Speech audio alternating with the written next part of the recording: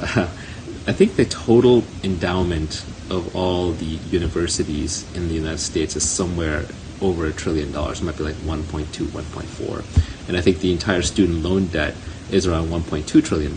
So the universities can actually solve the student loan debt problem. They can forgive it.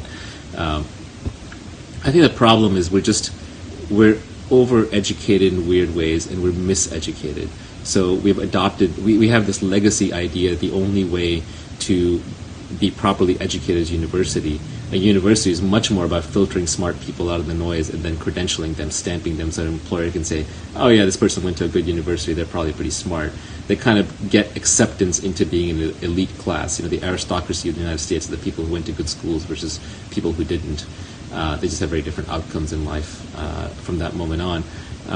And then you just have to pay a lot of money for that credential stamp, and if you're a poor kid, maybe you're lucky and get a scholarship and you end up in debt. So I think that whole system is pretty broken. We have to separate credentialing long-term from education.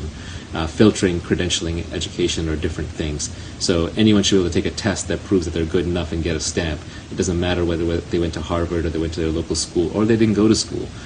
So you need that kind of a system to emerge, and that'll start breaking the university problem. Also, the federal government is underwriting student loans regardless of the earning power of that graduate down the road.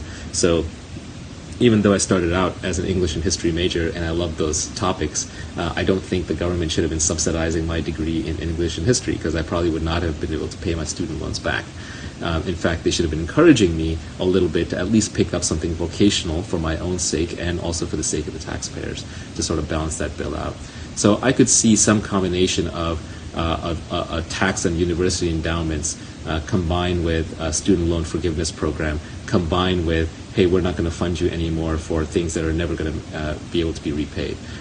So there's a different funding level based on what you choose to do in the future. And student loans should probably be dischargeable in bankruptcy, otherwise you end up in some kind of a debt slavery situation. I'm sure there were lobbyists behind that one.